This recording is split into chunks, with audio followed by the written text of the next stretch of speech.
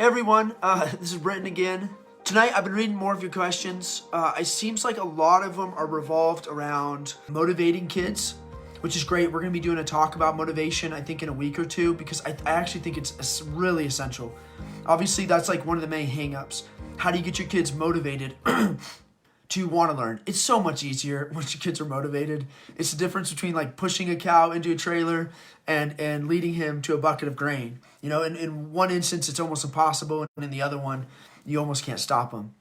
So motivating kids is so important. I'm going to go over just a teeny bit of that tonight. And then the other thing everybody's talking about is discipline. That's great. That's going to be in the next book. But I realize a lot of you guys from your comments, you're struggling to get your kids on board with their own education. Their education's for them. You're doing this for them, for their future. And very few of them are complying. It seems like a lot of you guys are having a lot of fighting. You're having to resort to discipline, and you guys are burned out. Your kids are burned out.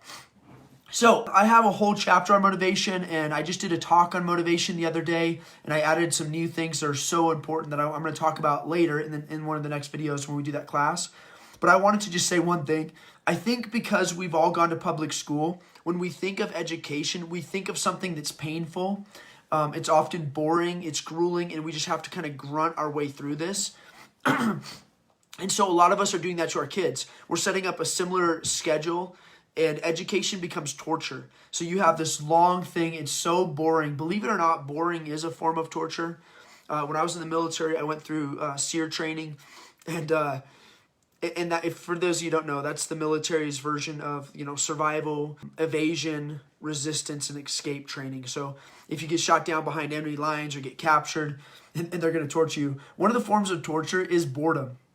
It's putting you in solitary confinement in a dark room. The mind likes to be entertained. It likes to be active and thinking and interested.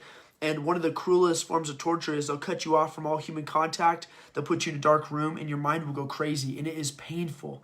I'm sure some of you remember back to your school days where you're just sitting there working on something, and it's like you can't stay awake. It's just grueling. It's excruciatingly painful. I remember being in 9th grade, and I was in biology class. I remember I was just sitting there listening to the teacher. I've been listening to her it's felt like hours and hours. And I'm like trying to keep myself awake, and I'm so bored. And then I looked up at the clock, and we were only like 15 minutes into class. We still had 30 more to go. And I remember thinking, oh my God, I have 3 more years of this after this year. And thinking, I can't make it. This is too horrible. Education is a lot of times torture. There was another time I took a class as an adult, a real estate class. I think it was just like 2 weeks, but it was all day long. And I remember thinking the same thing, like, oh, thank God I'm not in school again. This is so boring. Now, I study all the time. Education usually isn't boring. It's just something about the school system, the class system is super boring. And we're duplicating that for our kids. So kids hate education. It's absolutely painful.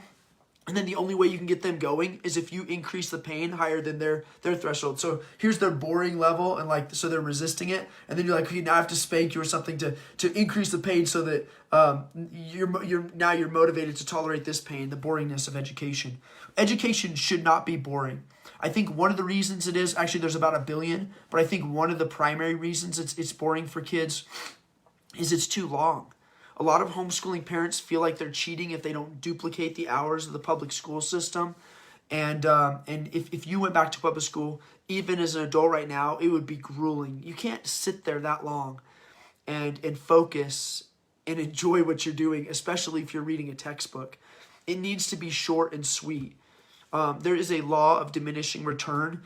I think the sweet spot is about 15 to 30 minutes. After that, your kids are going to start to get bored. They're going to start to get antsy. And now it's going to become a struggle. It's going to become grueling. There's no reason for that. You can teach so much in 15 minutes and then just call it. Maybe do a few 15-minute lessons throughout the day. So that's the key. No matter what you're doing, it can be boring after a certain span of time. When I used to work in a job, and we get daily meetings. And like the first 5, 10, 15 minutes, I was totally good, totally interested, great information. And then I remember like it would just drag on and on and on until I hated it. And I couldn't stand these meetings. It's just painful.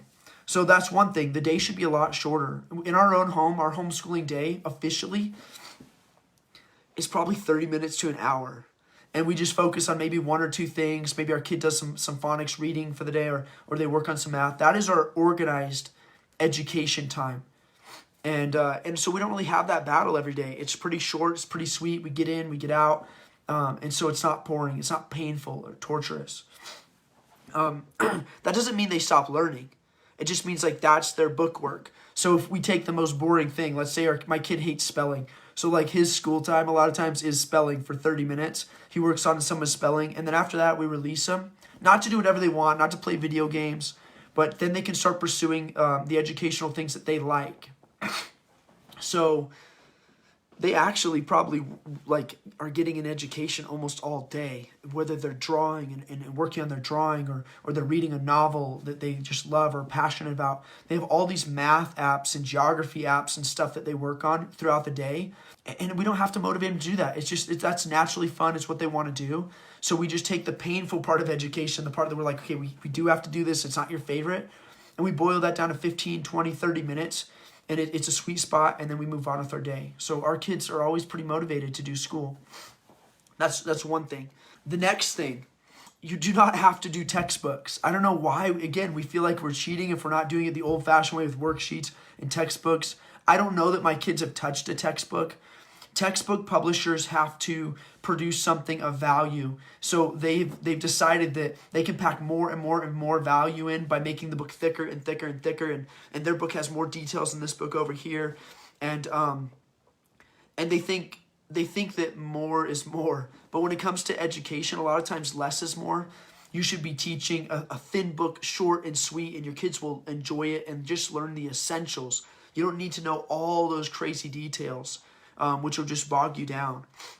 So it should be short and sweet. If you look at our education, we do have some kind of textbook style books on Blue Manor Academy, like for our history and stuff like that. But one of the ways that we make it interesting is by making it super short and sweet. So we will have, like for kindergarten, we have a history book. It's 20 pages, the whole book. You're supposed to read it a whole bunch of times, so you just kind of memorize it and absorb it. It doesn't have a ton of details. We'll talk about the Revolutionary War. We give 2 sentences, just so the kid has some concept that there's this Revolutionary War thing that happened, and then you move on to the next page. So it's short and it's sweet. It's not long and boring. And then the kid can read his whole history book in maybe 15 minutes.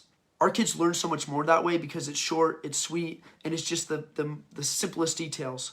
And then we teach in layers. So, the next year we're going to do Revolutionary History again, and we're going to add a few more layers so that he reviews it, and it helps him, review the old stuff, and then we're adding some new stuff. But it's not this huge block textbook that just overwhelms a kid, makes it boring and painful, and then he never wants to see it again, and then he forgets it as soon as he moves on. So teaching in layers. But that's probably my tip for today, is be short and sweet. Sometimes less is more. Sometimes if you can just do a history lesson and end it before they want to be done. End it when they're still excited about it. You're 10, 15 minutes in, you're telling them this exciting history story, and then you're like, that's done. That's it. We'll do it tomorrow. So they still have an appetite for it. If you overfeed your kids so they're just so bloated and just they can't take another bite, they're going to start to hate their education, and every day is going to be a struggle because it's painful. And you did that to them. It would be painful for you if you had to sit there and work on a textbook or worksheets for 5 to 8 hours a day, or even 2 or 3 hours. You would hate it, and that's what you're doing to your kids. The other thing is you should start incorporating games. My kid, the other day, we were talking about Barbarossa, and my daughter is like, oh, I know who that is. And I was like, really? Where'd you hear that? She's like, oh, Age of Empires. So there's this game. It's actually really good. It teaches you history lessons, like what the history is, and then you actually battle and you build your empire and you go through these campaigns. But it actually follows the history lessons. And so she knew about that. I think there's a campaign for Joan of Arc, and there, I don't know, there's a whole bunch of them. But in other words, it is kind of a video game. She's obsessed with it. She loves to play it, and it's teaching history. There's another one. There's a math prodigy game. Again, this really seems like cheating because math for me, it was painful. It was a worksheet, so boring. But my kids are obsessed with this thing, and all it is math, but it's kind of like a fantasy math game. I don't know. My little boy, who's 5 years old, he was sneaking into our room at 5 o'clock in the morning before we woke up so he could get the tablet so he could play this math game. So our kids love math. we actually have to say, hey, you're done, no more of that game, go play outside, because they're obsessed with it. So we can use other things besides the standard textbook. The other thing is things get boring if you do them over and over and over all the time. It's like eating cake, and you eat the same cake every day. It was so good in the beginning, and then eventually it's going to wear out. You're going to get sick of that cake. So we use a lot of different curriculums and games and activities and stuff like that, and we just kind of mix it up. And if our kid starts to get bored of something, like eventually they're going to get bored of this math game, hopefully Prodigy, and then we're going to move on. We're going to forget about it. That's totally okay. If you played a game for a while, you get bored of it too. It's time to move on. So being creative, there's board games, there's video games, there's exciting books, historical dramas. I think it's G.H. Henty. My kids love it, but it's audio dramas, and they're famous novels. They're in the public domain. We're gonna start putting them on Blue Manor Academy. But these guys did a recording of it with famous actors, and they're dramatizing it. My kids will listen to that all the time, and it's teaching them history. But it's historical fiction. It's a drama. It's super exciting. So again, I think if education is painful in your house, you have to resorting to discipline, and it's just this long thing, you're probably teaching too much, and the curriculum you're using is probably boring. I still don't understand why they're using so many textbooks. Why don't they include more art? They could go back and do art of the Revolutionary War, make it exciting, and do even comic book style art to just make the kids exciting. When I illustrate our Bible books, there's so many Bible books for kids that are just boring. Every scene is the same thing. It's these people with the blank faces, and they're kind of standing around, and there's no real emotion or drama to it. It was interesting. I was watching these videos on an Illustrator because, obviously, let me see. For those of you who don't know, this is a book I did. This is Dino Hunt. So I'm an illustrator. I illustrate my own books, and it was really funny because he was talking about in the children's world, children's publishing, they were telling him that whenever he made an animal, like a dinosaur or something like that, he had to make the teeth round, because if the teeth were too sharp, it might scare certain kids. And I thought, that is so crazy.